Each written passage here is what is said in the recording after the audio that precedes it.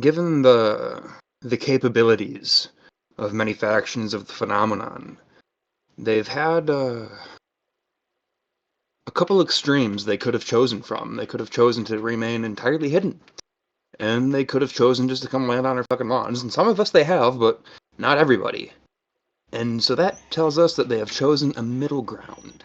What is that middle ground? I often wonder if it is to show us things that we think are impossible and to inspire us.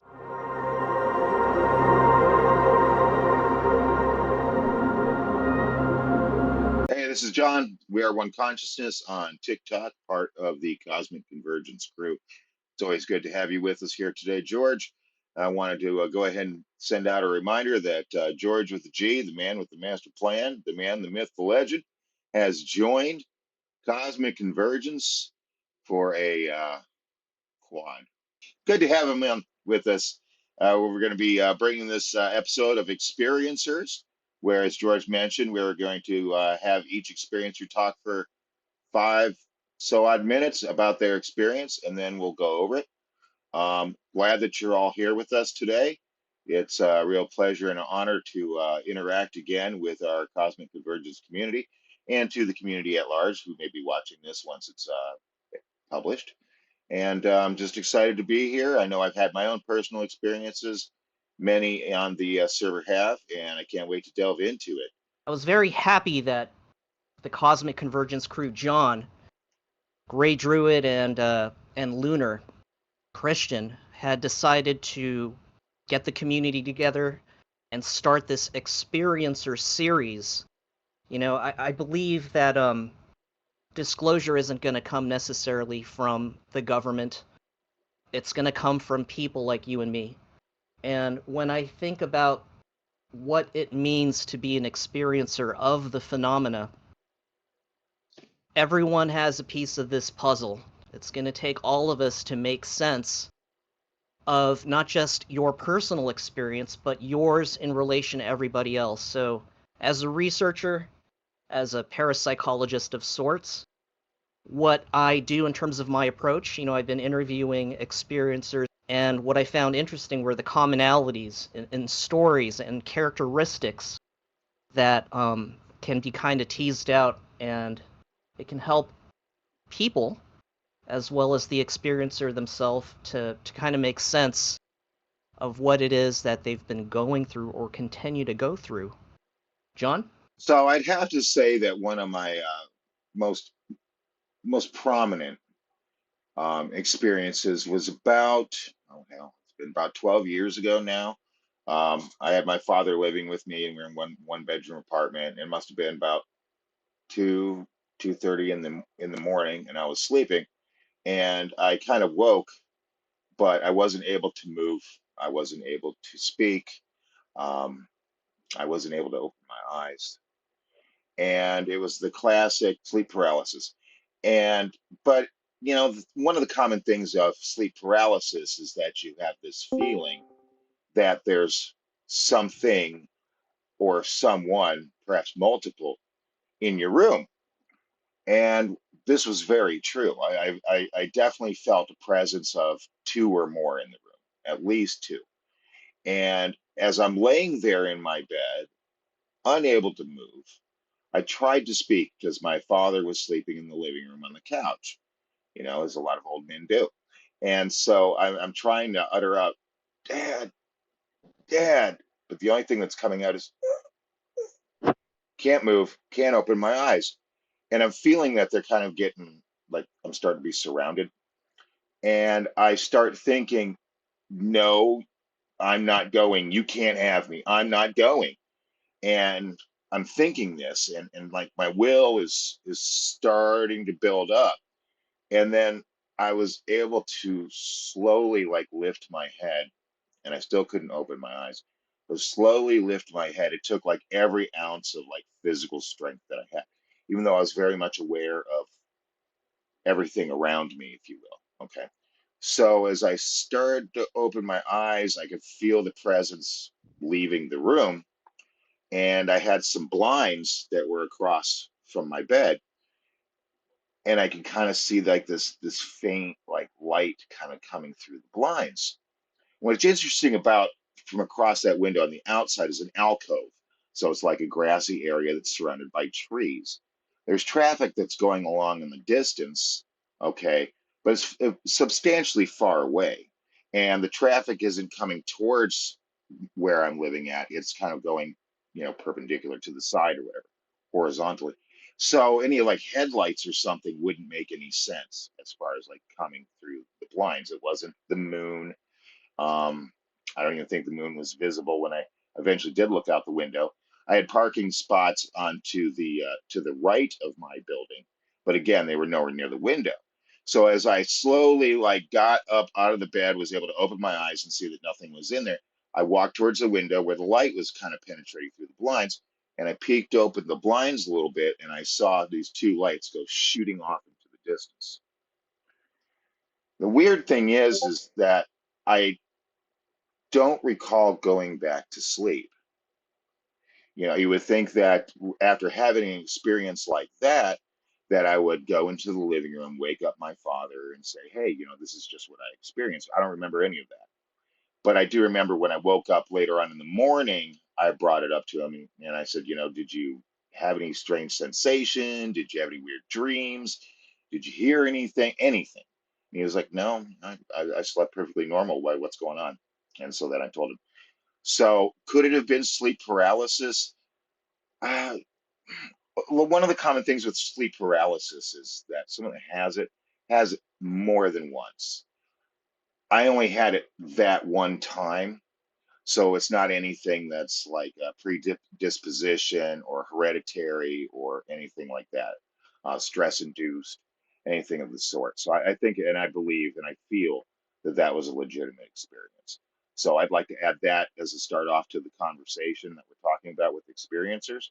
And I, of course, welcome anybody's feedback on Excellent, John. Thank you for modeling that. And for those of you that just joined us, the ground rules is such that when you share your experience, you got about 5 to 7 minutes to kind of share that formative initial contact with the phenomena. Once you're done, the panel or anybody can ask a question of the experiencer. So we'll go round robin. So I'll ask the first couple of questions, John, and then we'll pass it off onto whomever wants to get some clarification. So when you had your initial sleep paralysis and encounter with this phenomena at that age, when you were aware that something was not quite right and you couldn't move your limbs and it took all your strength to muster for you to even move your head, did you experience any kind of auditory communication, like any kind of sound or any kind of song or anything like that to kind of like lull you into cooperation? That's question one. Question two is, at the time of the sleep paralysis, and the sensing of the presence of company at the time, were you able to see visually with your eyes open or with your eyes closed in your mind's eye any type of being or any type of form? that. Thanks for those questions, George. So this being my first time, I've had some wild stuff. We'll just say wild stuff happen over the past couple months. But this being my first time, I did not register any kind of communication, like mental communication, telepathy, or any kind of message from the presence. We'll just say, which I believe is NHI's alien, extraterrestrial, interdimensional, whatever have you. No, there was no message or speech. And my further ones that I've had here recently, there has been. There was no music. There was nothing. It was, when I say dead silence, it was dead silence. Like I couldn't hear like the air conditioning. I couldn't hear anything. Now, I don't know if that's because my ears weren't awake yet or not, but I didn't hear any kind of sounds at all. It was like pure silence. So the second question was, were you able to discern any type of form or presence with your eyes opened or closed? That's question two. Question three is, at the time of the experience of sleep paralysis, did you notice any type of atmospheric or temperature change in the room? Question 3. Question 4 is when you snapped out of that sleep paralysis experience, when you examined your body, did you notice any strange markings? Did you have an extreme sense of thirst for water? So with question 2, I did not see like in any kind of special sight, whether it be regular vision or, behind my eyelids or through my eyelids, if you will, is how I like to explain it. I did not see any forms or physical shapes or auras or anything of the sort. I just, there's that sixth sense of feeling that there's others in the room without being able to actually physically see them. Okay, as far as like atmospheric drops, which I've experienced here over the past like year and a half, negative. There was none of that either. It's very introductory, really, if I think about it in hindsight. It's very introductory. I can't remember having an extreme thirst for water. As far as markings, I didn't honestly look. It was kind of one of those things where it was confusing at the time, to say the least, and it was something that, to my knowledge, at least consciously, I had not dealt with before. And so, even though I've been interested in the phenomenon my entire life, it just didn't dawn on me to look for like triangular markings or any kind of scoop marks or anything of the sort that is common with abductees. Um, Not to say that there wasn't any there, but I just, maybe it was in a spot where I wouldn't have recognized it openly anyway. Now since then, I've had like tracks on me every once in a while, and it's not by like needles or anything that humans would do, or bug bites or anything of the sort. I've had like triangular bruisings that are very small, but whether that be from work or whatever have you, or just doing it in my sleep, I'm not sure. But this instance, I didn't really see any of physical examination. Thank you for the questions. They're very good questions. A lot of those questions resound with my more current experiences, and which I'd be able to answer better on I have a question. that. I was wondering, you mentioned having a kind of a sixth sense moment going on there, that you knew that there were others in the room. Has that ever, outside of this experience, have you ever felt that before? Well, before, not that I can really put my finger on. Since, oh yes, very much since. It's one of those things to where the phenomena for me personally is, with that experience, I would think that maybe I would continue to have further experiences, not like on maybe a day to day, maybe not the next day or another time that week or another time that month, but at some point in time.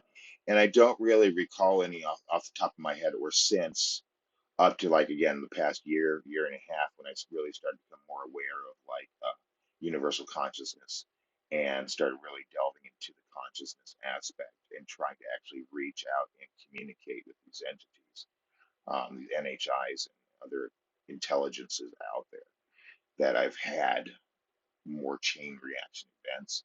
But as far as previous to that, I mean, maybe when I was a child, I was like 2, and I remember my mom picking me up because the neighbor had called. There was this woman, that was single woman, that was living next door to my mom and dad, and she had called freaking out saying that there was a cat burglar on her roof, which was weird. And I remember my mom picking me up and taking me to the window to peek through, again, blinds. And I remember at that age seeing a dark figure on the top of our neighbor's roof, kind of like looking back a little bit. But as far as actual detail and stuff like that, I can't really remember that. Just a dark figure, and I forgot that for decades. I mean, I'm 52 now, so I forgot that for the majority of my life until just up recently. And I was wondering, well, I wonder if that was a cat burglar. Again, why would they be on the roof? Wouldn't they be peeking through a window or something? And then if they were spotted, wouldn't they run away, not get on the roof? Was it for them? Was it for me? Was it for, well, who knows? But as far as any other experiences, directly related or maybe possibly correlating with that sleep paralysis episode? Not that I can recall. Thank you. Great, Druid. Would you like to discuss some of your experiences, sir? Sure, I'll go ahead and take the floor with that. Trying to figure out how to summarize it in 5 minutes, but let's go. So, I would say the first time that I have experienced the phenomena would have to be when I was probably around 6 or 7. Me and my family had moved into a house in Northern California, and the area was well known for having paranormal and UFO activity. It was between 2 Native American reservations, and a lot of stuff had happened there in that particular area. We were probably a mile away from where the lake bed were, where you could still see wagon tracks and stuff like that. So the history was very palpable. So I had a lot of weird paranormal experiences, but the one that I remember most was interacting with a tree full of owls, and me and my family were very scared of. We were religious back then, so of course my parents were very much thinking that it was demons and whatever have you, you know. But it wasn't until much later, and I've had different experiences when I did remote viewing for 4 years, and then when I kind of started getting out of that with the group I was working with, I started dipping my toe back into the idea of aliens and the idea of, you know, NHI, because I'd been raised a certain way that it was very afraid to interact, and so I was able to project myself to a particular planet, which I was rejected at first because I was very afraid, which was a very interesting experience. And then I later ended up interacting with a being that was a woman by a waterfall, and it was this beautiful city. And that was kind of my first interaction. And then as I kind of went on from there, I started to realize that there was the group that I was potentially interacting with had actually been with me different times of my life or through my life. Always felt like a sense of something watching. It wasn't a negative thing. It was just more so, yeah, it just felt like eyes on me type feeling. And so, recently of 2023 ended up, as I started diving back into the phenomena and really kind of doing soul searching there of like, what does this actually mean for us, you know, and kind of having some of my own experiences. That's where I ended up having my first, at least that I remember, my C4 experience of projecting. I projected my energy up and I was taken into a ship. It was dome on top, flat on the bottom, with an orbit. I couldn't judge the size of it. It was really confusing. Usually when you're remote viewing or you're doing projecting, you can size up an item or a location or something fairly easy. So that was confusing to be getting mixed messages that way. I ended up seeing a bunch of grays walking around. There was 4 of them that turned to me, and then it was like I almost remembered, oh, I have this appointment, and then I laid on the table, and then I don't remember anything. I got up, went to work, completely forgot about the situation that happened that morning. I think I was texting We Are One Consciousness and Transcendence. You know, throughout the day, we chat here and there, and then I was out on one of my breaks, and I saw this cloud that was like specifically the only cloud there in the sky that was a rainbow, and I took a picture of it. I have it on my phone, but it was just this one little like rainbow cloud almost. It was kind of this certain shape, and it was really weird. And I just instantly was like, "Oh, that's a UFO." Then I was like, "No, it's whatever." It started flooding back to me, and then I ended up telling them, I was like, "Hey, I think that something happened this morning," and then it kind of started all coming out. But when I hit the table, I don't remember anything, and that is a consistency that I've heard through a lot of different cases. I didn't really think about that detail. I mean, it happened to me, and then I started correlating that detail. Like, oh wait, no, there's a lot of abduction cases where people are taken specifically by greys or mantises or whatever, and they don't remember anything on the table. So that was interesting. And then I started having my channeling experience a month after that, I think a month and a half, which was a lot. Thank you for your experience. I do appreciate you sharing. So the tree that you had mentioned with the owls, I believe you had said that you can't really remember how many there were, or like, did they seem like, in hindsight, I'm curious, did they seem like they were acting like not just as a flock, because owls are usually solitary and they're usually They not don't seen, flock. right? They They're don't not, do that. right, and they're not seen during the day as much, right?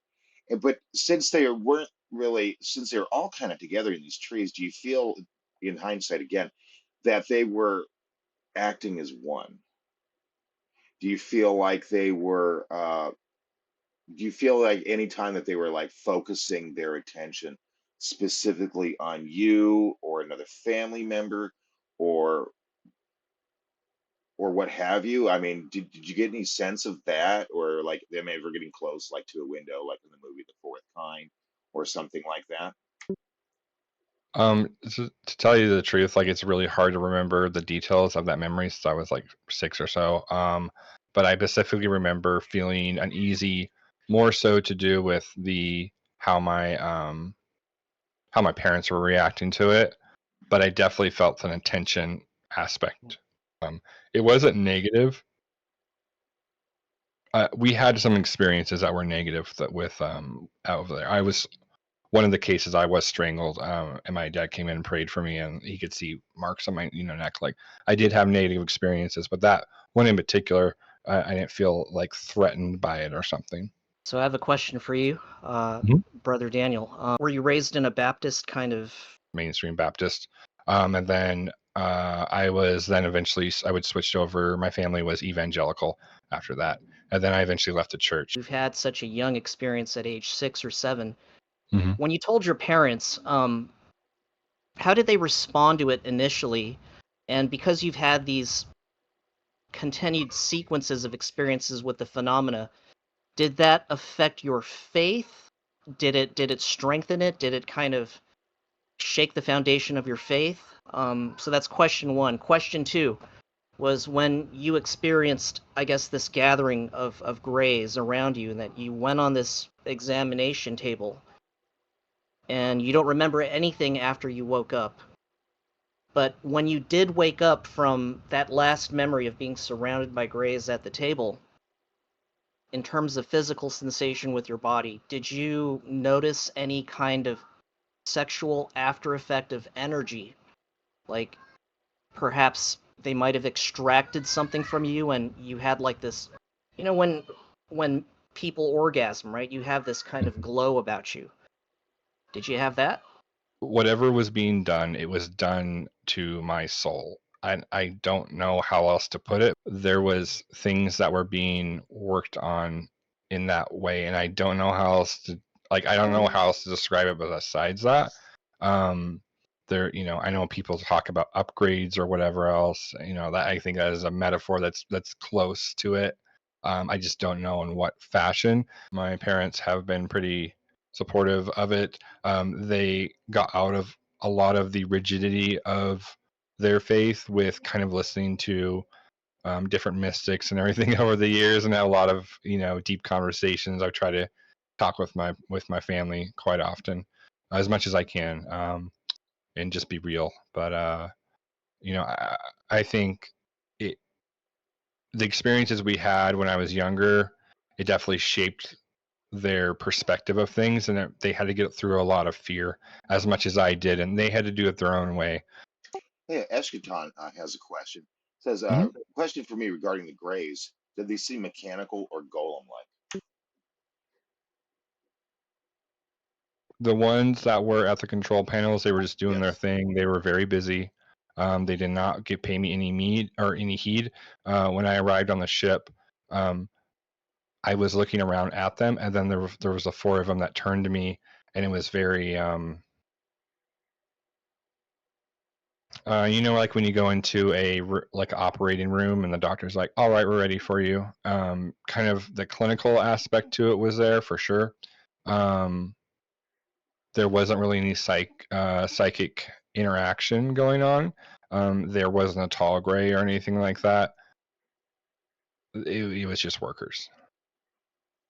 Just a quick follow-up to my initial question.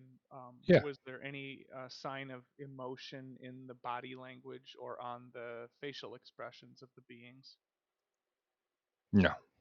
About your channeling experience, and I may have briefly asked you this before in the past, but what did that feel like? Just because I have weird, similar, the only thing I can think Related. of is what I understand as channeling. Like, what did that feel like with the energy coming through?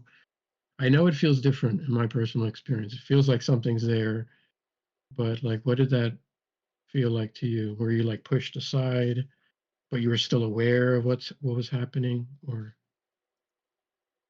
Yeah, I'm gonna do my best way to describe that experience. So I'm gonna give background. So I was doing interactions with the entity group that, you know, over the last months, and I was realizing that I needed to have a communication or dialogue. They needed to come. They needed to speak. So I meditated and quieted it, and then I could feel them. So what it felt like, it was like you were swimming around my psyche, like my head, my mind, and then they started telling me what to say. And as I don't know if it was a sinking thing or whatever, but I could feel like the energy kind of build, and then it came through. They came through into my mind, and then they started showing me a bunch of things. It was like being plugged into a, you know. Could you say that it is also like you felt like you knew what you had to say and it just flowed through you, like kind of like a flow state kind of experience? Yeah. Like you So knew it wasn't you, but it well, just, yeah. so it was me. They were talking through. They were telling me what to say, and then as I kept talking, of kind of making that connection, they were then connecting through my psyche, and there was a point where it shifted, and I could feel like it's a thing that I do. I don't know why. I've had this happen one other time before. That nothing came through, but I felt like an energy tried to go into my body, and I had the same reaction. So I felt like this energy swell, and I like lengthened my neck. Like I felt like I need to lengthen my neck, and then it was like, and then they were driving what was being said, the intention. So by that time, that was when they talked about the 5-year mark. There's a lot to do in 5 years. That disclosure was happening no matter what of the others. I feel like I was like on the back seat of a car. You know, I'm not driving, but I'm still aware, and I'm still aware of my body, but I'm just not driving that action. They also went over, you know, talking about us needing to change things for our kids, and you know, I got 2 babies of my own, so like I started, you know, welling up with tears, but I couldn't cry because they were still talking, and you know, I had other things that were very emotional, but I couldn't express it until they ended up rescinding back, and then I started crying from the emotions. But it was a very, very different experience that I've had before. I have I guess more of a suggestion than a question. Mhm. You, a lot of the things you mentioned, I think you might find it helpful if you were to look at some of the works of and I've suggested this person before, Susan Hansen. She talks a lot about the Greys and abductions with Greys, and you mentioned something being done to your spirit or soul. She actually has a book out called The Dual Soul Connection, and it's specifically about a program that is going on in gray alien abductions where they are testing out um, on humans what she calls, and hence the name of her book, dual souls, where they're actually she says the Greys refer to the physical bodies as containers. And they have this program where they're actually merging two consciousnesses into one container. And so one particular abductee will have the human consciousness and will also be shared with, say, maybe a gray or a, I think the other species she mentioned was the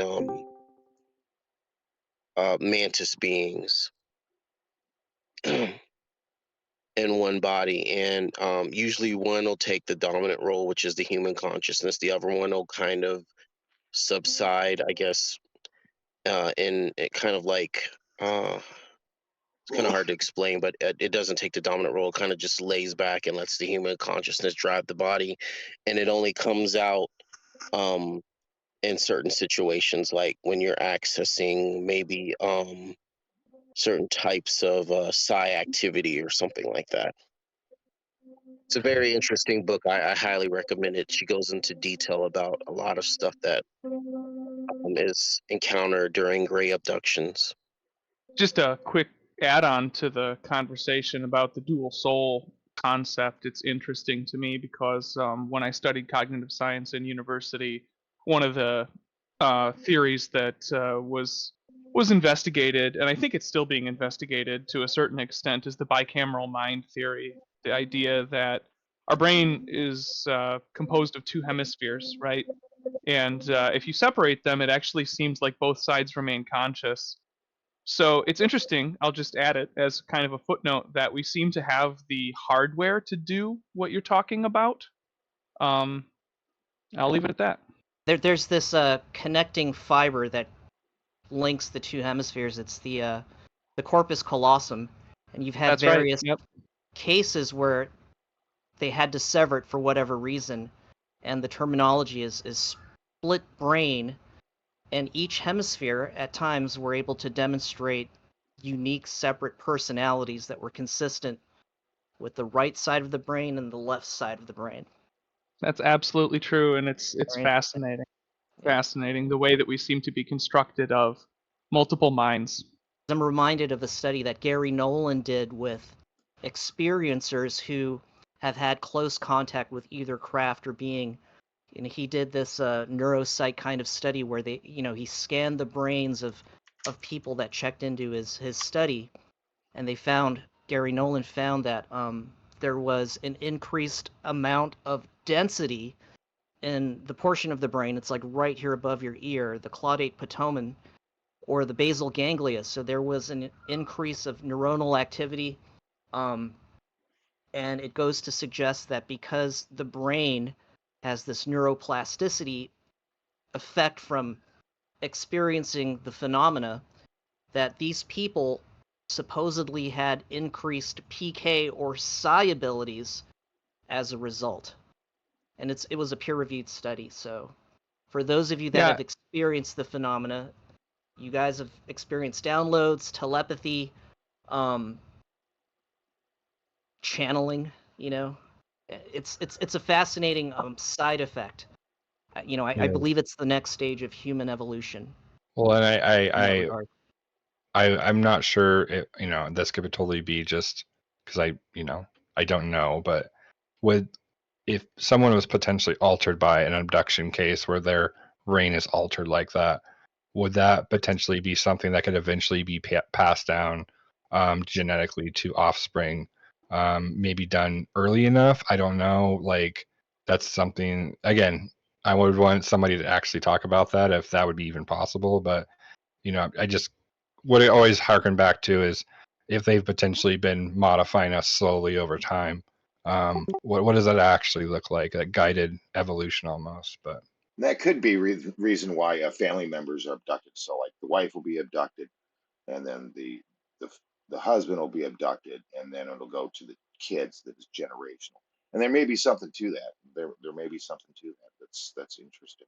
I just want to preface this first by saying that some of the stuff I'm going to describe is like, I think that when we're talking about psychic abilities or telepathy or mediumship or any of that stuff, that every single one of us here has the capability to do that. You know, there are people who haven't had or claim to not have had like a lick of psychic or anything what we would call as gifted in them.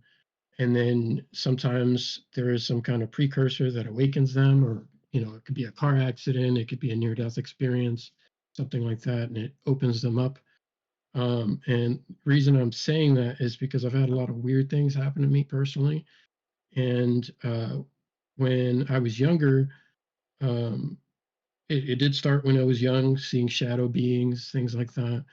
And one particular day, I was in the hospital for something, and a stranger approached my mother, and she was like, "Your son, he's special." And my mom, you know, she's like, "Yeah, it's weird to hear that from a stranger." She's like, "Yeah, of course he's special. He's my son. I love him." And she's like, "No." And then she pulled her into a room, a private room, and she said, "No, he's really special, and you need to listen to him."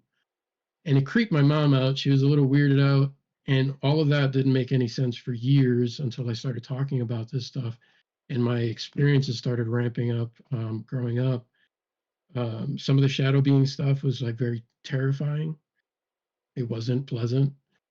Um, I've had dreams of being visited, very, very lucid dreams. And one in particular was one of a woman who, like, it's like kind of, I don't know how many people here have had like a lucid dream before. You wake up in the dream, you're like, oh, this is, I'm awake in the dream. I'm awake now.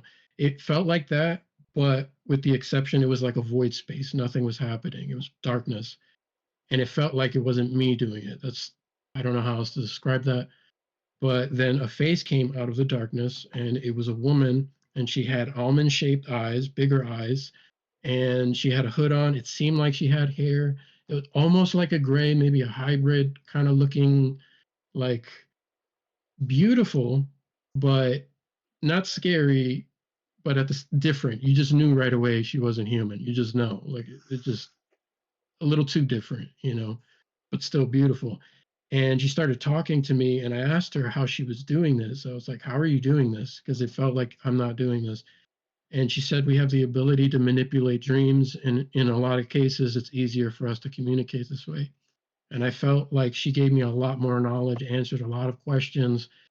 And then at the very end, it was like it was taken from me. And I woke up very frustrated, and I'll never forget it. Like, I just very upset. And later on in life, I'm just jumping through experiences here. I'm trying to say as much as possible. Um, I had an experience where I was walking and had an extremely strong deja vu, very strong, so strong that it stopped me like in the middle of the street before I could finish crossing. And it was almost like you hear of some people talking about remembering their life or before coming here, before being born here, before having a life, just having those memories, some people. And it was like I had that for about like 4 minutes.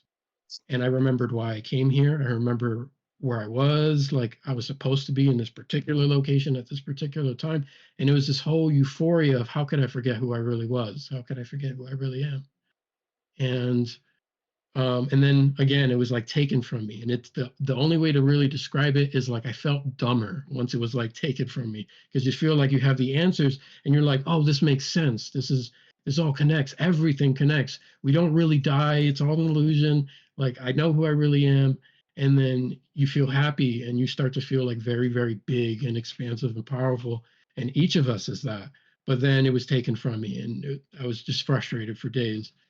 Um, Other than that, I've had other strange experiences. I've had experiences with mediumship, accidental, and also, I say accident, but it was me not really controlling it. So I got tired of being afraid of the shadow beings and all of that stuff. So I wanted to kind of learn and read up on it, try to YouTube videos, books, whatever I could find to try to figure out what was happening to me.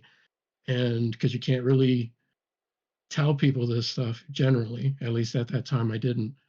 And um, meditation was one of the things I started to practice. And that's whenever I would meditate intentionally with the idea of contacting, especially like a deceased loved one, which you can't really control who comes through, they just do. And this also leads to the questions I was asking you, Daniel, is because in the mediumship state, and I've had what I would call evidential mediumship, where I would bring things up to people and then they would tell me, yeah, that's accurate. How do you know that? Or they would tell me something would happen and then it would happen. And then it was hard to believe it at first. But anyway, whenever they're communicating, and I think it's all connected because I think it's sort of how ET beings, NHIs connect. In terms of how they communicate, I think it's the same, like people who have crossed over, or at least similar. It's not like us talking on this Discord channel at all. It's more like, at least in my case, because there's different types of mediums, it feels like I know what they mean. Because just like the woman in that dreamlike experience, her lips weren't moving. She had a very small mouth. I just knew what she was saying. I don't know how else to describe that. Same thing when I had deceased loved ones come through. I just know what they mean, and I have to, at the same time, it's almost like you have to interpret what they're trying to say. And a lot of times they'll say things that it won't make sense. Or why are you telling me about a rubber duck? That makes no sense, like to me. But I went to a teacher, a medium teacher, and she told me that the message is not always for you, and you have to bring it out to the person who's relevant for. Because then you bring it up to the person. I have a person coming through telling me about a rubber duck. It makes no sense. Does that make sense to you? And they're like, oh my God, that's my uncle. That's an inside joke between me and my uncle. He would always bring up the rubber duck, shit like that. So I would have that happen. And I guess two more things really briefly. I had an experience with dowsing rods, and I showed Daniel and I showed George and John on video, because I actually captured this where they actually worked. I got them. I saw somebody on TikTok doing it. I was like, oh, I'll try that. First couple of hours, nothing happened. And then, I meditated a little bit, started asking questions, and then I started getting clearer answers. I yelled for Josie, girlfriend, to come in here and then just start recording. And I was asking all kinds of questions that we might want to ask about this phenomenon. Does death actually exist? And I would clarify answers by asking them to cross for yes and move apart for no. And they would say no. Am I from here? Like, is my soul from here? No. Did I know you in life? Were you, as a spirit, did you like pass over? And they said yes. I said, what we know as extraterrestrial beings or beings from other dimensions, is that real? Are we actually being visited? Yes. And I asked questions to some of my weird feeling like I was being taken experiences. Did that really happen? Yes. I started asking about the shift that's happening. Is that really going to happen? Like a lot of people are talking about the shift, disclosure, all this. And they said, yes, that is happening. And I've even done dual rod sessions with John.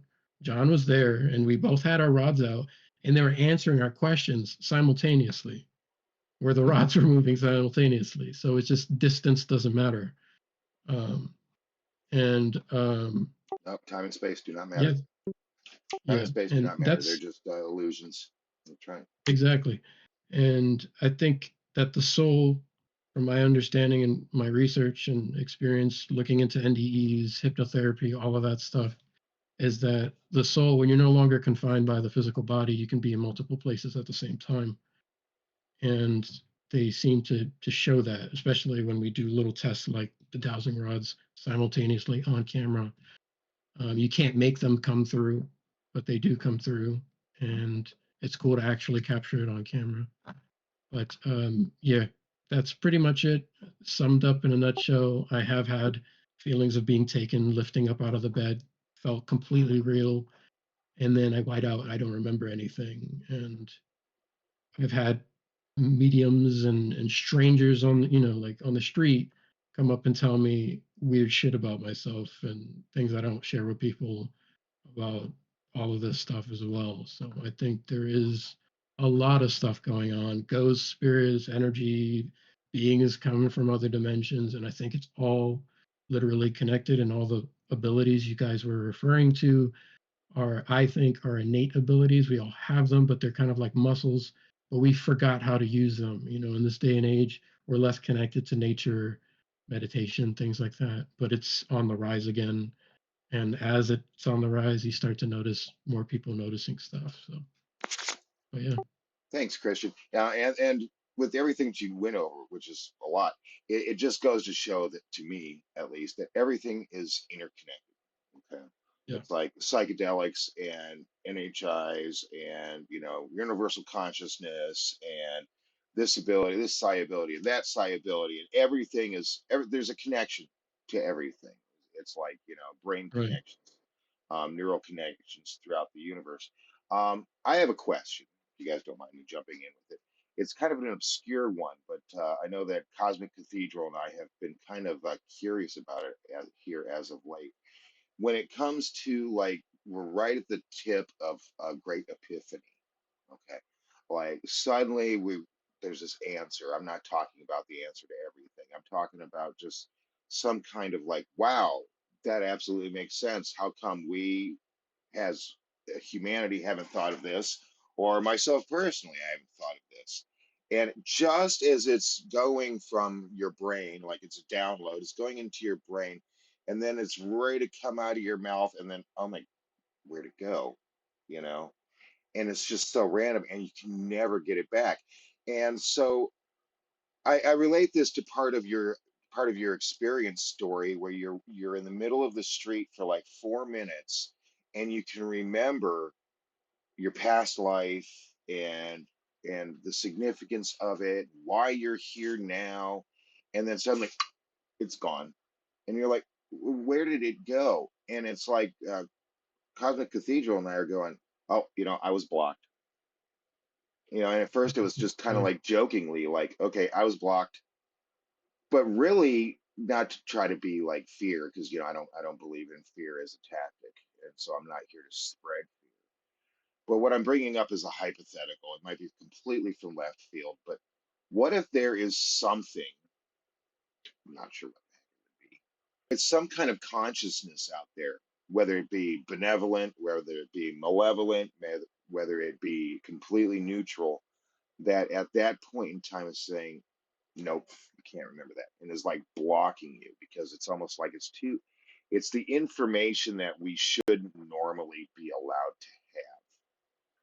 And so Yeah. it's like we're kind of going into that conscious stream of the universe, and the universe itself is saying, like, nope, nope, nope, nope, nope, whoops, hold on, you weren't supposed to come to that conclusion yet. You've got things that you have to learn. I mean, have you ever pondered that, as far as a possibility, Chris?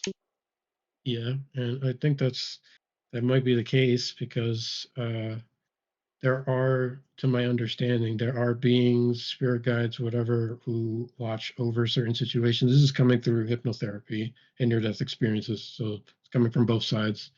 But they're explaining that they do step in certain situations to do things, and I think that might be a part of that. It also might not be someone else; it might be you doing it. And when I say you, it's higher self, that other aspect of you that is always there, more aware, more kind of like, at the tip of the mountain, can see everything, and you're not really aware of it when you're a human, but it is aware of you. Um, and I think that uh, they block, or whatever it is that stops you from continuously receiving that information, is actually needed, because you can't really, with that information, I can only feel this out based on what I felt I knew. You wouldn't be able to have like a normal human life. It's almost like looking through past the illusion. It's weird. I don't know what I would be able to do, but it wouldn't be normal, I guess, is the only thing I can try to relate to it.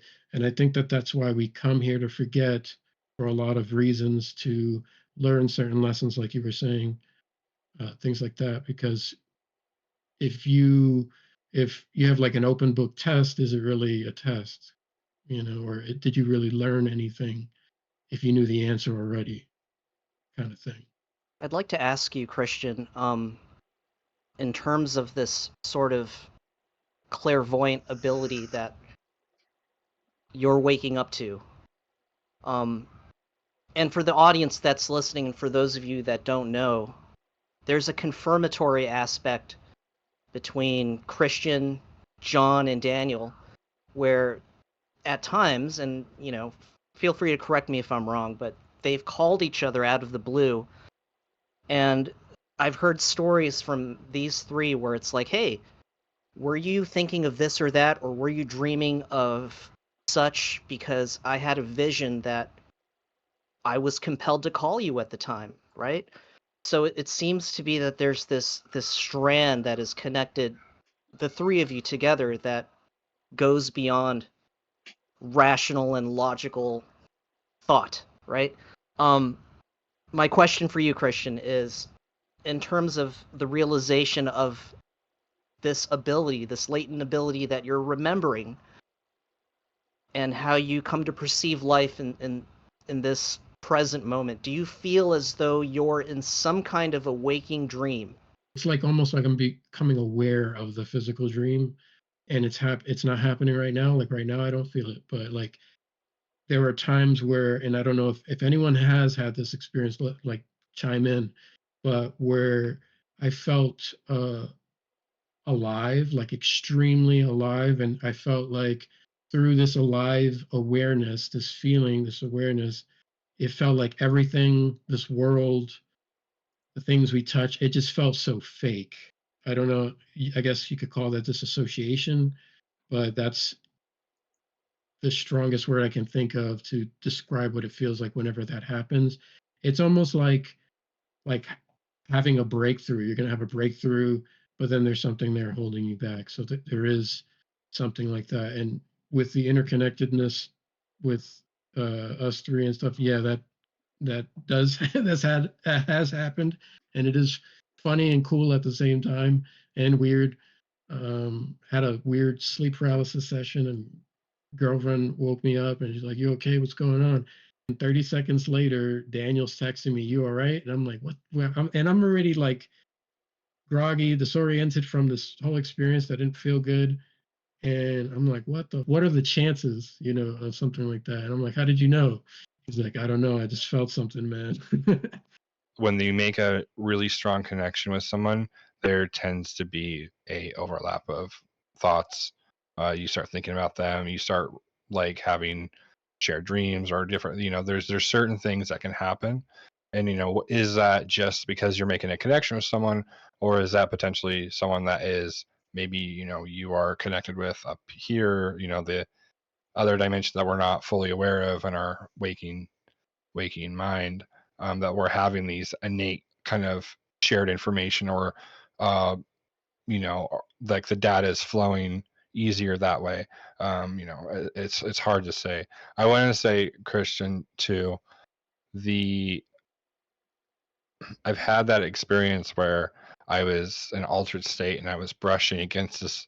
Best way to describe it is like a membrane, and it was like all this information, and it was like it was getting, like the information was flowing. I Spoken to was like, you.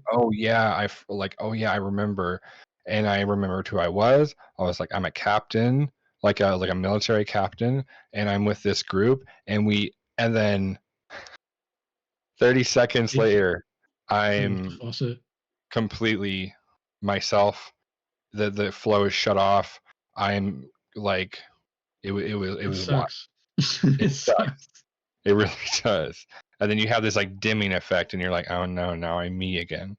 Um, yeah, I've Yeah. definitely had that. I've shared that experience as well. So, what is your speculation on when we have these moments of clairvoyance, of understanding our state of our understanding the state of us in this dream state?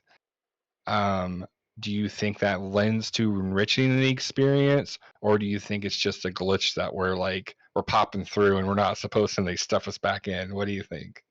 I don't think it's necessarily like bad, shame on you, or like we're putting you back in there.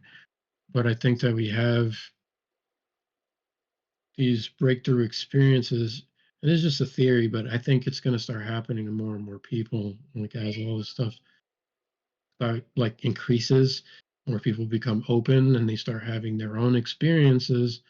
And that also goes to disclosure as well, because I think that's how disclosure is going to start happening.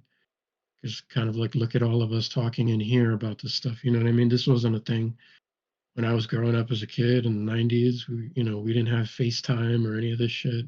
We didn't see, I mean, UFO stuff happened, but it was just like you'd hear it on the down low or, very rarely. And now it's just all over the place. And we have people recording spirits and doing weird shit and like UFOs flying through the sky. And we're like, what's happening? But I think that those states of higher awareness, higher consciousness are going to become more normal to the point where we can all just stay there. But when we're in that higher state, it's kind of like we're a new species or something, because it's everything we've built the way it is. It's going to be different because we're going to have a different perspective, than what we do now. One thing that has always kind of interested me, George, is your own experiences, and I was just curious if you would be able to share at least one of them with us. Just some background. I come from a great family. I've never had any head trauma. I've never been diagnosed with a mental health condition. I've never been on psychotropics. No history of mental illness in my family. I live in Hawaii. 46 years old. I'm a father of 3. I've got a master's in psych, another master's in ed admin. I'm a working professional, currently working on my dissertation for my doctorates in clinical psychology, where I plan on opening a clinic for experiencers. And I've always been fascinated with UFOs and the paranormal since I've been a kid. It's one of the very few, if not the most prominent topic that's always captured my imagination. I've never had any paranormal experiences growing up. My journey has been interesting and it's been fascinating to say the least, and I'm very new to this, so please forgive me. But throughout the years, I've always thought of drgreer and CE5 and transcendental meditation as bunk. I always thought it was for hippies. I thought it was for motherfucking new age, love and light hippies. I always dismissed it for years. Until I started reading more about it. I've started seeing videos about altered states of consciousness, and because I'm doing my dissertation for my doctorates on altered states of consciousness, I'm like, okay, let's have some intellectual curiosity or honesty, and I started looking into it. I'm like, okay, what's this about? Does it work? What if I contact some negative or malevolent entities, right? Just fair questions and shit. And the response that I've always gotten was like, you have to have the right intent. It's all about intent. John, Christian, and Daniel, you've always mentioned intent. So I looked into various transcendental meditation practices from historical antiquity, from ancient cultures, from the Native Americans, from the fucking South Americans, from Asians, from Hindus and shit. And even with modern Western science, with fucking the theta state of the brain, right? When your brain, the logical side, the rational side of your brain is quelled and quieted. So I started experimenting with Fibonacci sequence tones outside in my backyard. Mindfulness meditation, for a couple of days. I'm like, okay, let's see if I can quiet this rational, logical side of my brain that I typically use to navigate the world. When I started playing these Fibonacci sequence tones, I engaged in mindfulness meditation, and for those of you that are listening, it's a form of meditation where you turn your attention inwards, and when you're aware of thoughts that come into your consciousness or your awareness or feelings from these thoughts, you recognize that, hey, they're there, but you don't hold on to it and you don't feed it. You just acknowledge, okay, I'm having this thought that, hey, tomorrow I got to go to work, or next week I got to pay a bill. It's there, but you don't feed it. You just let it go. Focus on the breathing, right? Focus on being in the now. So as the meditation deepens, right, all that there is pure experience. And you guys have mentioned Grant Cameron, because we've interviewed that guy, and the thing that stuck with me, it's like, hey, there's no judgment, there's no afterlife, all that there is experience, right? So I combined this mindfulness meditation utilizing Fibonacci sequence tones in my backyard. I focused my intention on a singular point, on a star in the sky, right? And after a while, once that rational, logical side of my brain started to quiet, I would notice the star. It would start to move from its original fixed position, ever so slightly. I'm like, okay, that's curious. And I thought it was parallax effect. And by the way, I've got perfect vision. I got no eye floaters. I've got 20/15 vision in each eye. Started to notice it move. Like, oh, maybe I'm seeing things. So I cover one of my eyes, rub it, and be like, okay, it's still moving. Cover the other eye, and it would still move. So anyway, as the meditation deepened, and this star meditation comes from a Native American type of practice, okay? And I'll put it in the chat later. So as the meditation deepens, I'm focusing my attention on the star, egoless, mindful meditation on the star starting to move, right? As it deepens, the star would start to send these bright pulses and flashes of light. Okay, that's not just twinkling, that's not atmospheric condition. And living on Oahu, the sky is super clear. There's very little light pollution. So the star started to move, but it would never deviate from its fixed position. It would just kind of move and dance around. It would start to send these bright flashes, right? Then I started becoming aware of this space in between, as Lou Elizondo is so fond of quoting in many of the interviews that he's done on YouTube. The behavior of the star, aside from it moving and flashing, as I became more deep into this transcendental meditation, it would start to pop out of the sky. Like it became 3D, like I could almost grab it. And in the process of this fucking thing coming out of the sky into like this 3D space, where the star had like a dimensionality to it, where it's like you can almost grab it with your hand. Like, okay, I started becoming aware of this space in between, this dimensionality, right? And then I remembered what people have been telling me that are seasoned CE5 people. They're like, put your intention out. Put good intention vibes out that you want to make contact. You want to know and meet whatever these beings are. So I started emanating these intentional thoughts. I'm like, okay, I want to meet you. I want to know why you're here.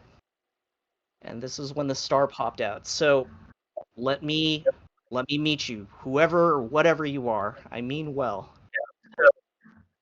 In this space in between, fuck, this sounds absolutely nuts, but I started to make out the form of these 3 beings that just come out from the star that I was meditating on. They started dropping down from the sky, and I could make their form out. Like I could see their form, and they were made of this transparent active static. I'm like, what the fuck is that? Right? So they descend on top of the mountain behind my house, about 15 feet away. They come to rest on the mountain, and they're about 3.5 to 4 feet tall. They didn't have a solid form, but they had a humanoid kind of presence, or they had limbs, but I could see through them. And I'm like, whoa, is that them? Or Is that you, guys? Is that you? So they were watching me standing. I'm standing up, and I did this stupid fucking thing, like in Close Encounters of the Fourth Kind, that Steven Spielberg movie at the end, where the scientists are like this, and they make a gesture to the fucking aliens. So that's what came to mind.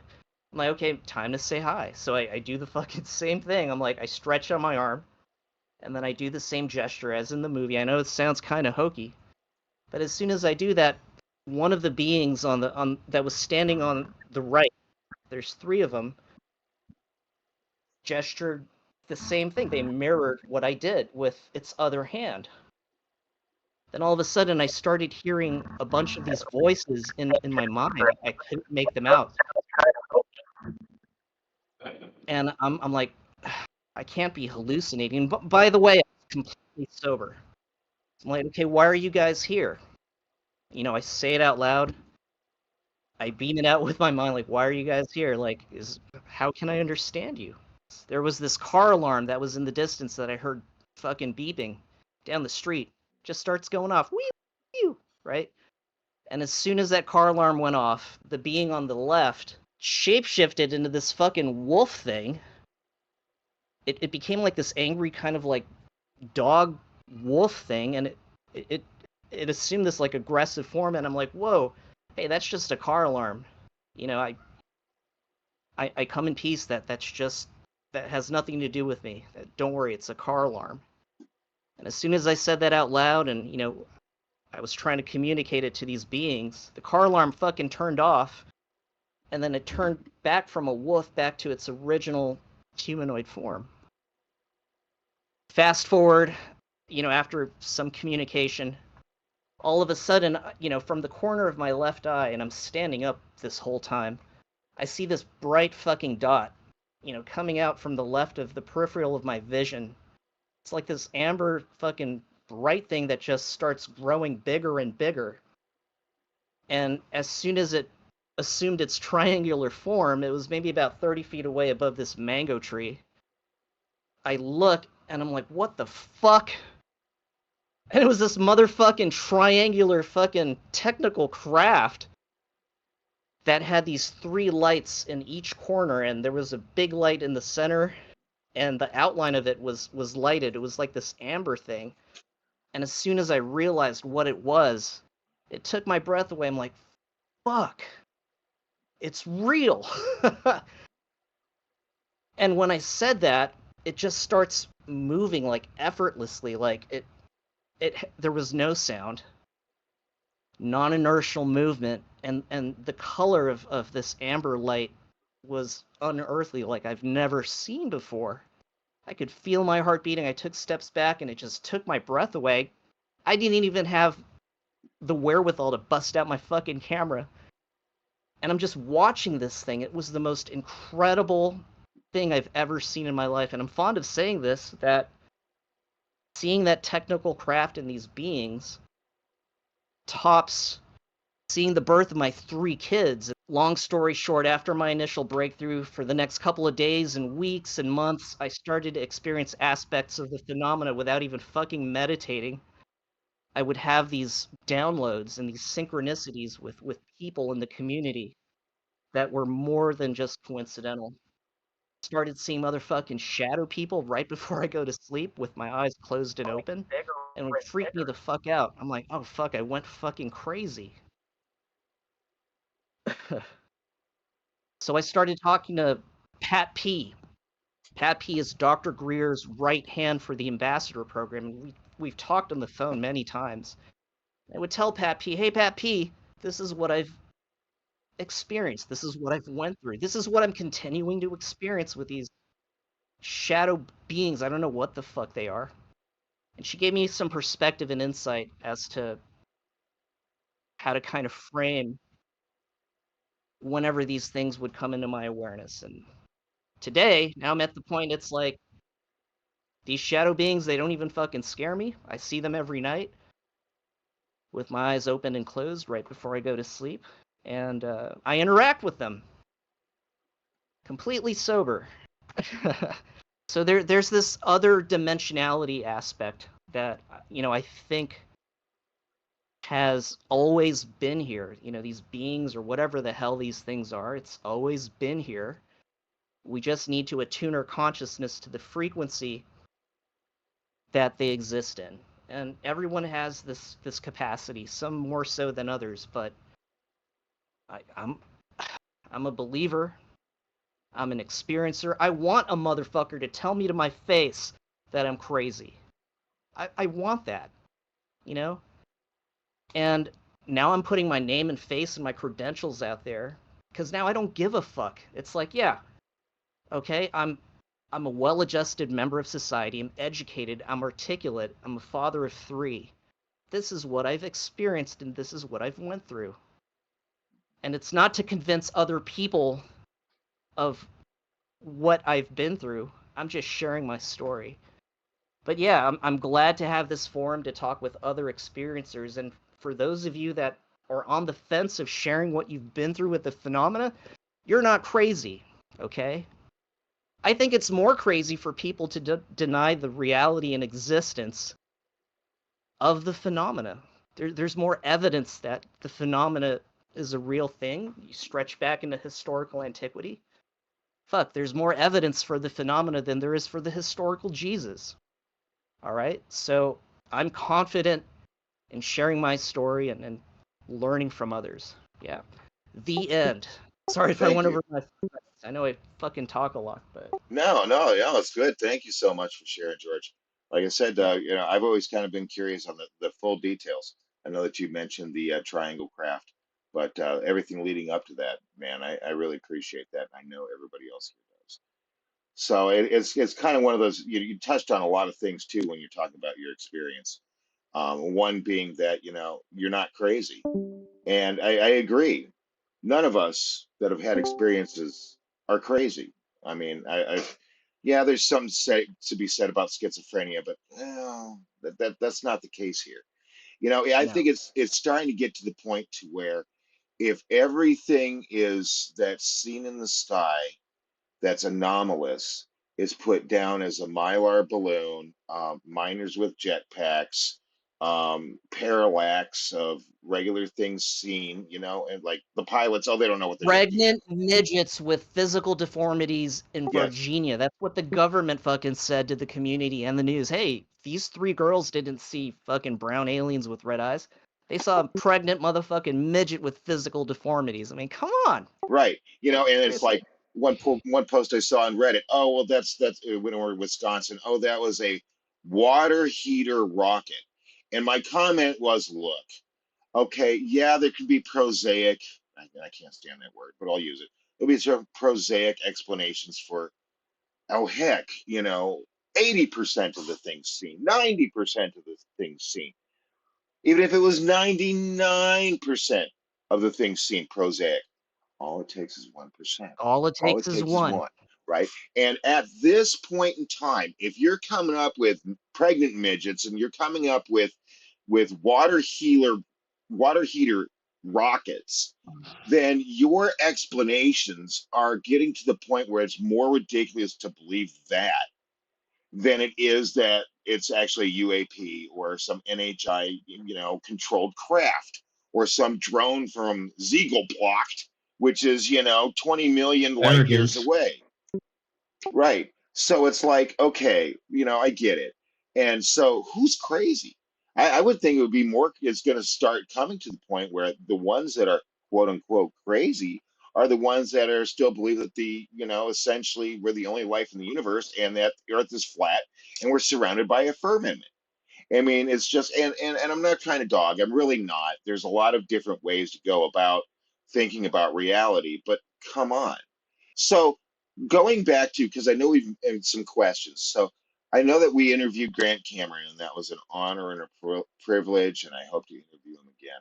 Okay, and thank you, George, for having all, Christian, myself, and Daniel in on that conversation with Grant. That was amazing. One of the points that he brought up is that when you see these objects and when they're performing these things, or when paranormal things happen. And I agree with Steve Mera and Gillis as far as there's really no separation between paranormal and the UFO phenomena. It's one and the same. Okay, Valet also talks about that. But when you're seeing these shows that you described with your experience, it is just for that. It is a that Cameron believes it's a show for us so that we can start believing. It gathers our attention. It makes us say, WTF is that, right? And that's how they get into our psyche. That's how they get into our worldwide culture, which we're still seeing grow to this day. And so, with your experience, through your meditation techniques that you so exquisitely described, to the actual event where the star was starting to move, and you put your intent out there, right? And they came to you, was especially the coming to you. Do you feel it was a show just for you, or do you think that if I was, let's say, I don't know about frequency sharing, but if I was who I am and always believed in this stuff, if I was 3 miles away, would I have seen at the same time those lights that were practically over your head? I know it's a pretty boring question, isn't No, no, that's a it? deep question. That's something that, we asked Grant Cameron, I've asked Steve Mera about it, even Nathaniel Gillis. Grant Cameron so eloquently coined the term, it's the wow factor, that the phenomena can manifest in a paranormal way or a fucking UFO, UAP kind of way, where it grabs your attention and the intent of its manifestation or the behavior is to fucking shock you. It's to pull the rug underneath out of your motherfucking feet. Like, you think you know what reality is? You think you got this all figured out? Okay, we're gonna fucking show you something so outrageous and ridiculous that you're going to reflect on it, and it's gonna cause you to question everything that you thought you knew. Ontological shock is a real existential dark night of the soul. And when I had my initial breakthrough this past July of 2023, this past summer, it fucked me up. It totally fucked me up for like 2 months. I couldn't see my clients. I was like, fuck, am I crazy? Because I started to continue to experience aspects of the phenomena without even meditating. The good thing of having forums like this is that we are ahead of the curve by talking about it, by putting your name and face out there, and showing the public that, hey, we're not crazy woo new age types. We're just regular people like you. We're just a little bit more ahead of the curve. And it's our responsibility as experiencers that have come out of this fucking closet of shame to guide people that are just starting to become hip or open and aware of whatever they've been through. Like, fuck, I'm not alone. Let's think about it this way, and this will probably back up to some degree a lot of what you guys are saying. Is given the capabilities of many factions of the phenomenon, they've had a couple extremes they could have chosen from. They could have chosen to remain entirely hidden, and they could have chosen just to come land on our fucking lawns. And some of us they have, but not everybody. And so that tells us that they have chosen a middle ground. What is that middle ground? I often wonder if it is to show us things that we think are impossible and to inspire us. Now, they might not all have that. Kidog, it's like when the phenomena or the UAP or these aliens or NHI, when they give us these things to analyze, when they gift it to us, it's almost like they give it to us at the right time where, we have this certain level of technological understanding where we could sort of like make out basic properties of it with our current level of technology. And Gary Nolan and the Soul Foundation, in that video that we've watched about a week or so ago, he did this PowerPoint presentation of this fucking electron scanner where they were able to fucking visualize the fucking atomic arrangements of these elements from supposed metamaterials, right? So I like where we're going with the metamaterials thing. Like what? So like where are you at with like what do you what when you say the word metamaterial, like that's a big word. What do we mean when we say that? So, as far as I understand it, the isotopes of some of these samples, when they were discovered at the time, like, say, for instance, the Ubatuba incident in Brazil, where this UFO was supposedly dropping these fucking metal balls on the beach, and at the time they didn't have the industrial process in the area to manufacture this shit, and if they did, at the time it would cost hundreds of thousands of dollars, and in today's economy it would be millions, right? Yeah, due to the crystalline structure of the droppings, it's kind of like bird droppings, if you will, from a UFO. Right? Yeah, and whether that's a byproduct of some of their propulsion system, or if they're flushing their toilet on the ship and that's their fucking shit pellets fucking coming out. But you know that Arrow fucking report, fucking Kirkpatrick gave an example of that sliver of metamaterial from, I think it was Linda Moulton Howe, where it was atomically arranged or something, where you had these layers of bismuth and Magnesium, magnesium, a couple and other you know, elements in there too. he says that they've studied it, but where's the peer review? Where's the study? That he's saying that this is Oh, I'll just tell you an. exactly where it went. Pardon me. I'll tell you exactly where it went. So we know that. So Gary. So we obviously know that Gary Nolan's lab was given the parts to study with. Do you know where he got part of the funding in order to do the study from? The United States Army. Where do you think that study goes after it goes under Army provisions? It's not going Goes into the back in. public anymore. When I was born in '85, sometime in I can never remember the exact year. It was like between '94 and '96. I am not good with years, but I was in grade school. I believe I was in probably the 4th grade, somewhere around there. I actually ended up seeing like a flying saucer type UFO in broad daylight, with a bunch of other kids. So large number of kids saw it with me, um, and so to kind of put some context around it, I live in Rockford, Illinois, which is in northern Illinois, and so there I am. I'm playing in Maud Johnson School. It's a small elementary school in the middle of kind of a. You can think of Rockford as a pretty suburban city, and about 150,000 people. Pretty multicultural. Anyway, so we're playing soccer during recess is the setting for this sighting, and I catch something out of the corner of my eye. I see a glint up in the air. It's a bright sunny day. I don't remember any clouds. I'm pretty certain there were no clouds in the sky. There might have been a few, but mostly actually they would have been behind me. So the patch of sky I'm looking at, it's cloudless. It's also north. It's overhead of the school is this glint in the sky that I see in the corner of my eye. So of course in the summer in this part of the world the sun is actually kind of to the south, right? Um, so I look up and I see this what I would describe as like two pie plates, like a pie plate that you would bake a pie in. One is inverted on top of the other to form this kind of classic saucer shape. Up, it looks like about as high up in the sky as say an aircraft would be, like a commercial jetliner.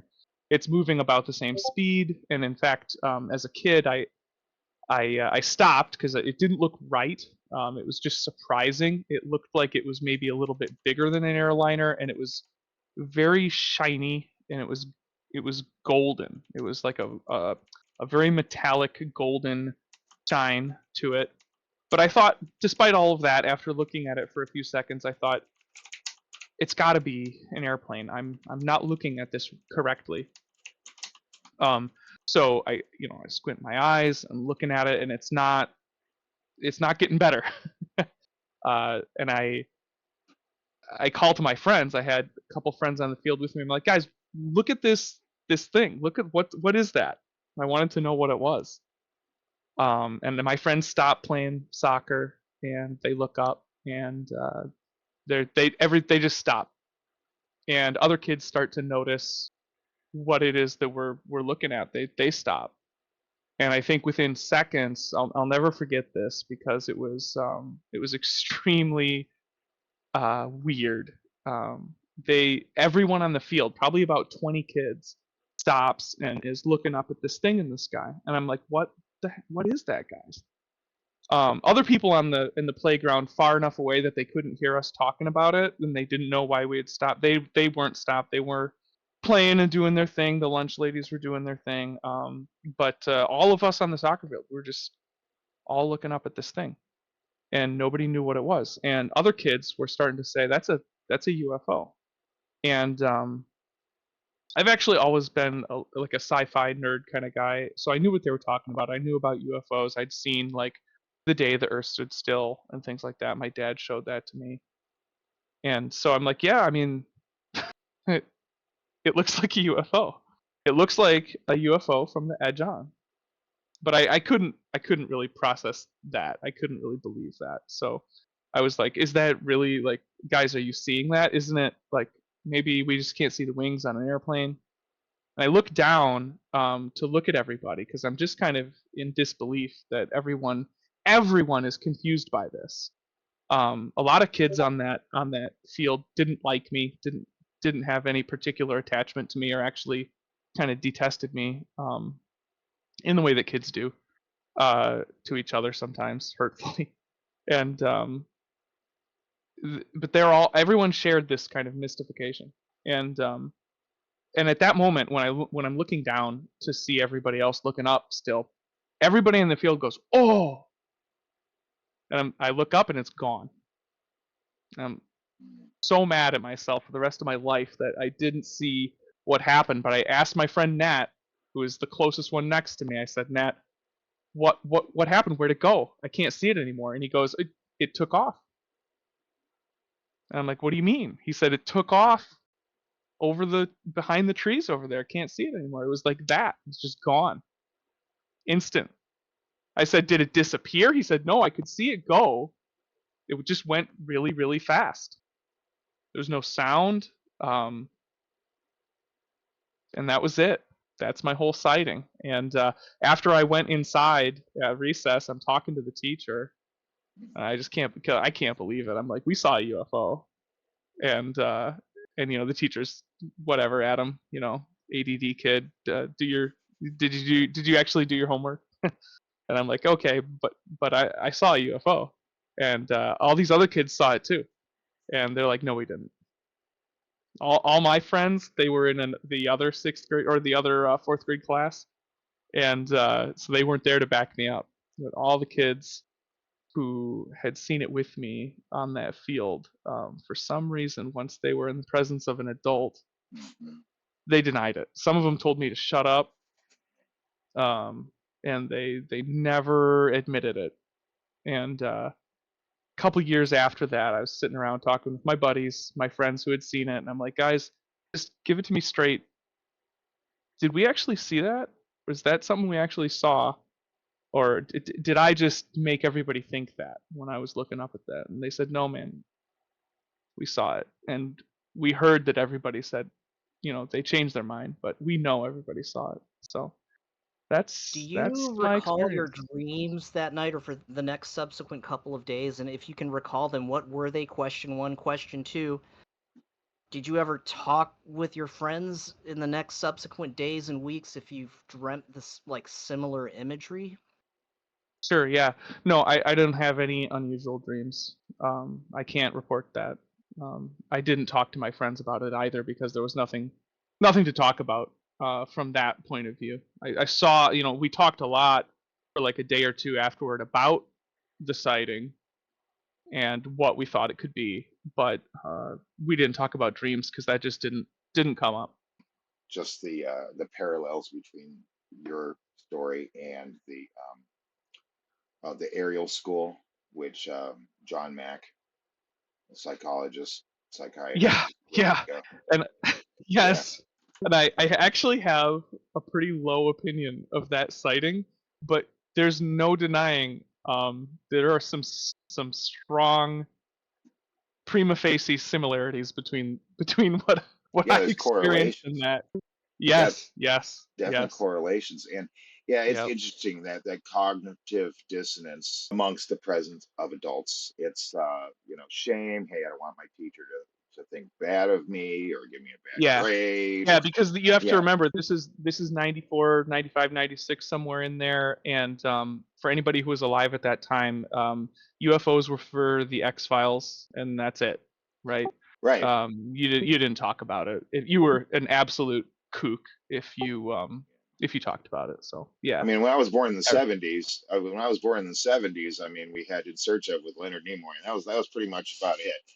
I mean, we Yeah. did in the '90s. It was like, holy crap, we got X Files. Oh my God, more people are talking about it. And now we look back and we're like, oh yeah, all we had was X Files. I'm like, shit. but Yeah, but and I'll regardless, tell you what. I'll tell you what too. Like I'm 38 now. I spent most of my life after that rationalizing it.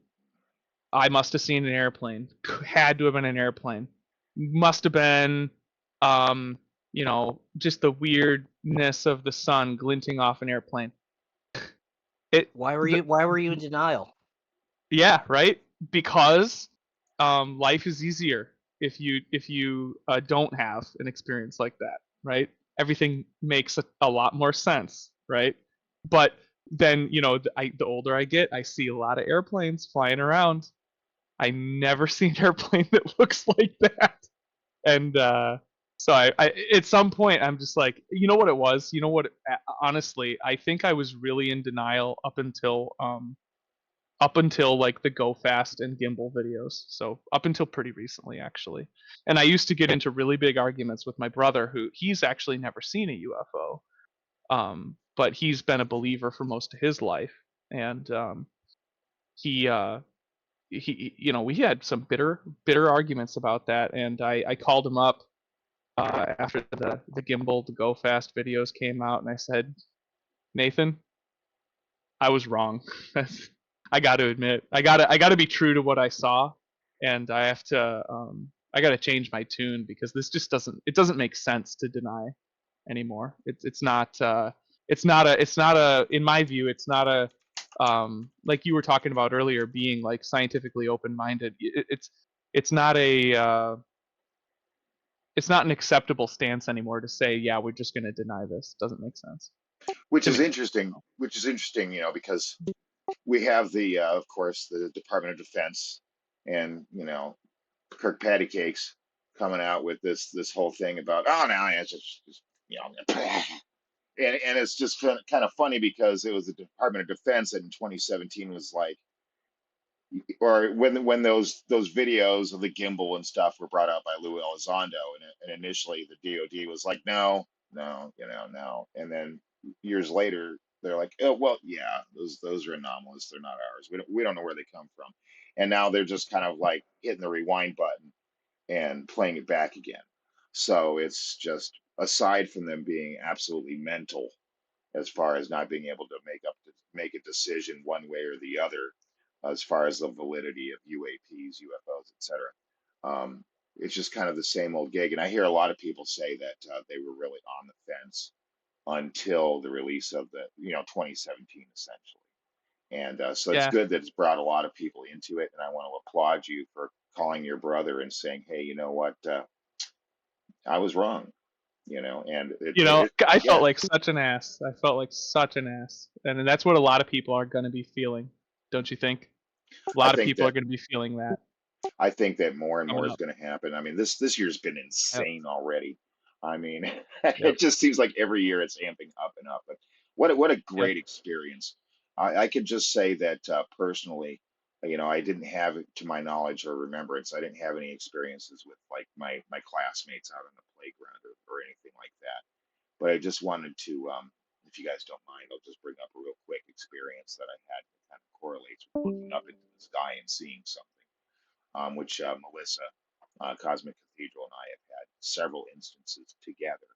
But this was Oh, heck, it was probably around the time 2016, 2017. We were at her parents' house, and I was in the backyard. Her dad was showing me his drone that he had just purchased, and how the dog that they had at that time, Tony, would chase it around, and then he was like catching wasps. Never got stung, by the way. He was catching wasps. And so I'm watching his dad play with, or her dad play with his drone. And I look up, and people are going to go, "Oh my God, not, don't tell me John was orbed." It was a kind of an MH370 moment, right? And so I'm looking up in the sky, and I see they're close to Memphis, Tennessee. Okay, so you got the Memphis International Airport right there. It's not too far away. So I used to live in that area too, and so you get used to seeing the commercial jets and stuff and planes and stuff like that. Right, So I, right. so I see this airliner, and it's just kind of it's cruising at whatever feet. I've never been a good judge of that. Couldn't care otherwise. But it's About going 30,000 feet, somewhere up there, right? Yeah. right about 30,000 feet, and so it starts going into the clouds because it's partly cloudy, and it's about 3 o'clock in the afternoon. Hmm. And all of a sudden, I see this white dot go right behind this plane. And I'm like, what the heck? Of course, I'm a believer. I was born a believer, right? And so Melissa's in the kitchen with her mom, and her dad he's former military, and he doesn't believe in this kind of stuff. I'll get back to that in a minute. So I'm like, holy crap! So I went to the outside kitchen window and I knocked on it. I said, Melissa, you have to come out here, even though it was gone. I still wanted to kind of describe it. And so her and her mom came outside to where we were at, and I started to describe it. Yeah, there was this jetliner, and then I saw this white dot, and then from right around that same cloud cover, I would say maybe 3 minutes after I had seen that initially, this little white dot starts coming back, and it's slowly coming back, and then it's like, I don't know if you felt when you had that UFO over you, if it sensed that you sensed it, or maybe it just didn't care. I don't know. But it was like with this, it almost felt like it knew that it was being observed, because it I've heard started. that so many times. That's so common. Yeah. Yeah, it It didn't started. happen with me. It didn't Okay. happen with us. Yeah. I Okay. don't know. But yeah, I've heard that a lot. Yeah, that sense that it's toying with you and it's Yes. teasing. It's hiding around edges, coming out and trying to get you to look at it. Yeah. Yes. And so it was like, was it directly above us? Not really, but it stayed within our sight, and then it Hmm. slowly sat there, and it just sat Yeah. as one spot. And she sees it, and for some reason we couldn't pick it up on video, so she took a picture of it, because I'm like, take a picture of it at least, with your cell phone. And so she did. We need to find that. She posted it on Facebook somewhere. But it just sat there, and it was this white silverish orb, about 30,000 feet, as you guesstimated. And I said to her dad, who again is former military, I was like, what could that be? He looked up and he goes, "Oh, it's just a space station." And then after a while, it continued to move forward, and then it went to cloud cover, and we lost sight of it. It's a space It's station. the space station, and I love the guy. Flawless. He's a Yeah, great guy, right. No, he's but just like, I don't really want to think about it, right, I'm just gonna military, discard it because not important. right, not important. I'm thinking to myself, Right. well, to my knowledge, this International Space Station doesn't pause at any point in time when it's circling around the Earth. It just keeps No. going, man, and it doesn't Right. really go that slow. Right. No, it's not like do do That's one of do. those. It's what you call a non-answer, right? Yeah. He answers it, but even I mean, he's not dumb enough. I'm sure. He's not dumb enough to actually believe what he said. Well, it's one He of those just. things, like you said. It's easier on our vision of reality, or our quote unquote Right. understanding of reality, to dismiss it because it goes against what we believe reality to Yep. be. Yep. Yep. Yep. 100%. And I've seen it so many times. And of course it's really funny that it actually happened to me. I've been one of those people. I know exactly what it feels like to try to rationalize it away. Yeah, it's pretty amazing. I mean, it really is. And just the sense of how fortunate one feels when they see Yeah. such things. now it's so funny because I felt weird back in the day, and now I feel lucky. Good, good. I'm glad it was a positive experience for you. Kid Dog, did you have any experiences that you wanted to share, or what really got you into all of this? Yeah, you and George brought it up, so yeah, I guess. One night in 2013, or we're out on their farm. Got the farmhouse here, and you got like a tree here, and we got you can see this. We got like a fire going right here, and you got the four of us.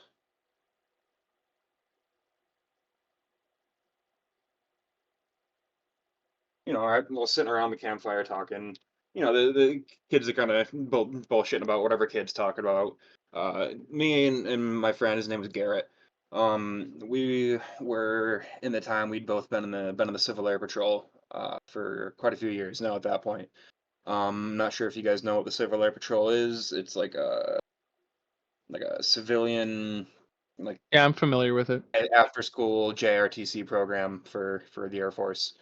They teach you like Air Force drill and about like cool military stuff about like airplanes, and they teach you how to like fly a Cessna when you're a teenager, which is cool when you're in high school. He's like, hey man, I can fly a plane when you're young and egotistical and shit like that. Right. Pick up the So chicks that way.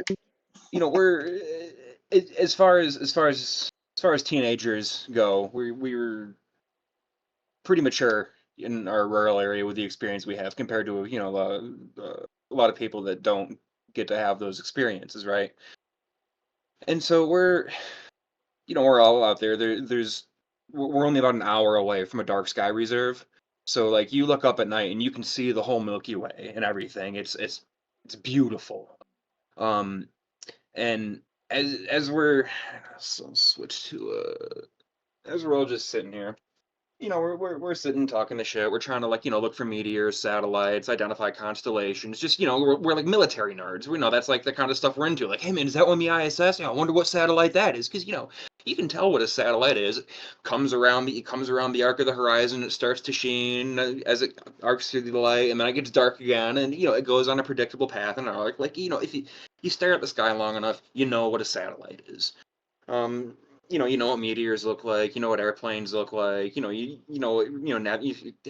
this point we've been taking flight lessons. We know how to fly Cessna airplanes. Like we're familiar with what navigation lights on airplanes are supposed to look like and all that.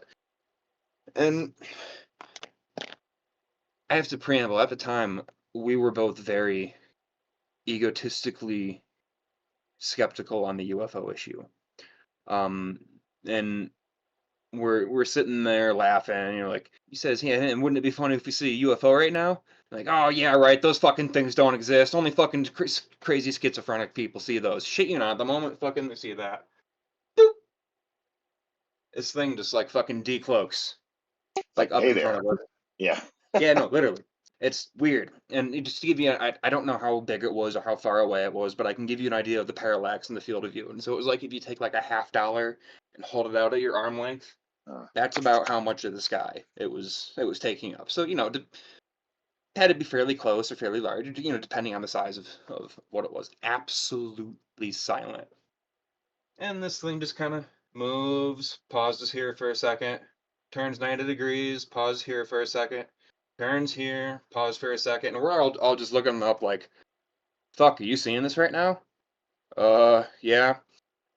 Whole encounter was only 30 seconds. After we're all just like, shit, man, we're seeing this thing. This thing just streaks off out to the horizon, to instant acceleration, hypersonic velocities without a sonic boom. All list out all the 5 observables, and that was at this point, we have that what George talked about in the ontological shock issue of holy shit, we were literally 30 seconds ago just saying, haha, UFOs don't exist.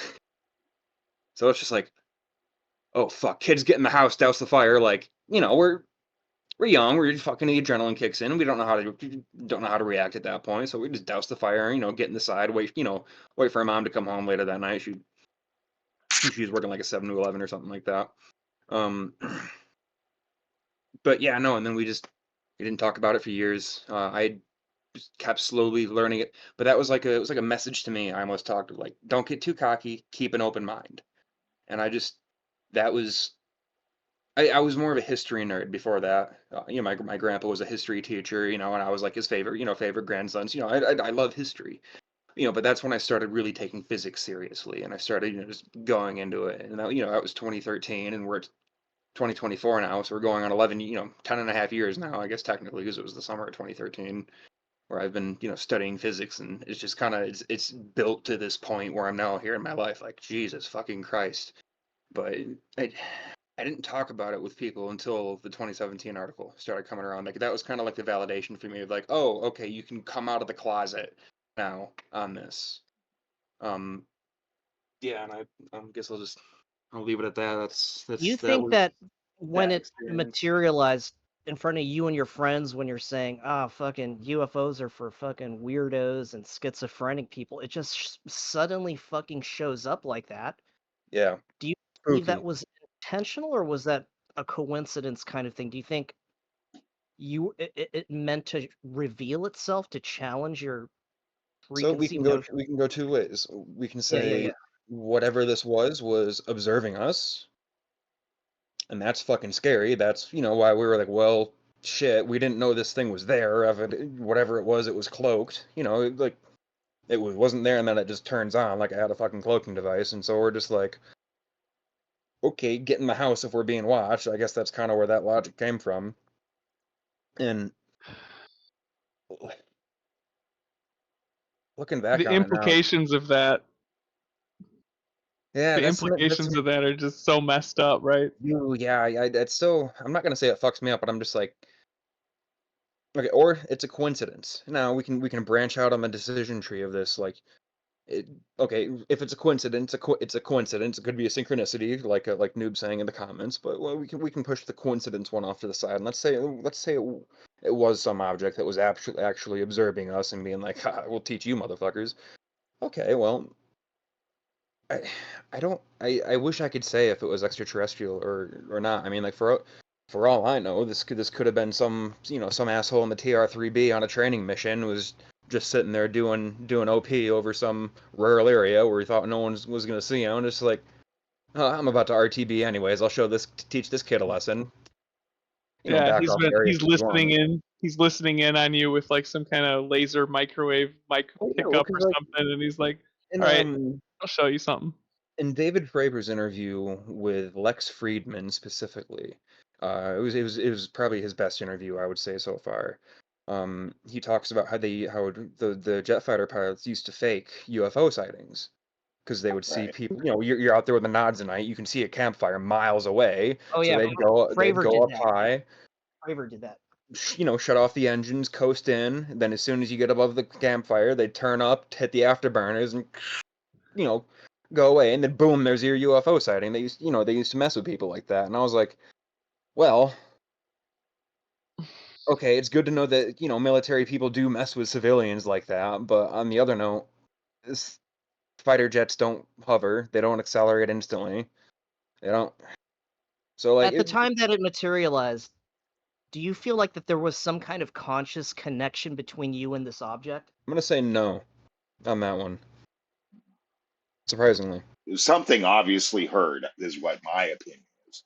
Of course, I wasn't there. So whether you, which I find interesting that you believe that the TR-3B is actually military, correct? You think that's advanced technology for our military? I have some recent reason to believe that it is at least some part of the complex. Yeah, I'm starting to lean that way as well, just due to footage that has been popping up consistently now, from the first still shots from Belgium to now to where I'm actually seeing like different versions, footage of different kind of versions of it. That it's probably, at least it's I maybe got some to reverse engineered stuff. speak with Sal Pice a little bit, and I'll just say that Northrop has some goodies. Whether that was a human on a a new craft that for testing, or whether that was some kind of NHI. I from the sounds of Argument it, for the future. I mean, like something that one of the second biggest ontological shock that came to me after This came years later as I started. It was probably about 5 years. 5 years into my studies in this. I was out of high school at that point.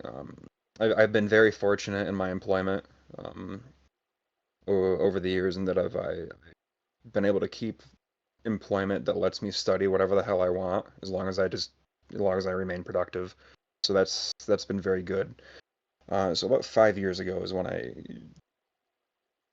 came to this epiphany in the physics, and it merged very well with Eastern mysticism, where I was like, well, yeah. In a nutshell, what is that epiphany? And Uh, was that epiphany as shocking as when you had seen that object in the sky around that campfire with your friends, or was it more so? Different. I mean, it's in a way it's a direct result of it, but it was just a different kind of, just different. That What being was said, the though, it's that epiphany? these What was the epiphany in a nutshell? that these warp drives are, um in essence, multiversal elevators. Do you ever think about where you would be right now if you didn't have that experience? Oh, all the time. That's one of the implications of being an Evredian. You're thinking constantly about branching realities and alternate decisions, where one might lead on that. It comes with the territory. And it's awesome. Oh It's yeah. absolutely awesome. Wouldn't change it. I wouldn't change any of my experiences for anything. I mean, that's tough. Like if someone where they're like, "Hey, forget everything that you've ever experienced. If I give you $1 million," I'd say no, because I can't take that money with me, but I can learn from the experiences. We all have our personal stories that led us to where we are today with the phenomena, and it's all wonderful, and it's all, I hate to use the term, but magical. Even like I haven't heard a lot of negative experiences tonight. I know that they are out there. I know that I've had them, and I'd like to be able to do another experiencers episode. I really enjoyed it. I hope everybody did, and I just believe that there's a whole lot more experience and the definitions of everything. I don't know. I'm kind of flabbergasted, to use the right terminology at the moment, so I apologize. There's a lot yet to learn from both positive and negative experiences. That's just the way I feel, because I've had equal in both. Sometimes Absolutely. the trips you learn from are the bad trips. Yep, exactly. So, It's a natural phenomenon, right? It's like you can have a good experience going into the woods. You can have a bad experience going into the woods. Um, it just is. It yep, just is. It's just part of reality. So yep. It's all what we take that away that from it. You fellow experiencers, and I'm talking from a personal place. I think about this shit all the fucking time, and I'm comforted to know that there are like-minded people such as yourselves when I peruse the different servers. All y'all are regulars. It makes me feel like I'm not alone. Makes me feel like I'm not fucking crazy, right? I can't imagine anything more important than reflecting on the reality of the phenomena. This is the most important paradigm shifting concept that humanity is currently struggling with, and we truly live in some amazing times. And I think we're on the cutting edge of understanding the boundaries of our current scientific methods and paradigms. And I believe that each and every one of you are important in developing a new way of looking at reality. There's a science of the soul, the science of consciousness. Kidog mentioned the blending of philosophy and physics, as well as with Eastern mysticism, and it's holistic in that regard. If you're watching this on YouTube, follow descriptions for the Discords. Will be put in comments, and we hope to see you. Join us on Cosmic Convergence. Take care. Thank you all again. Love you all.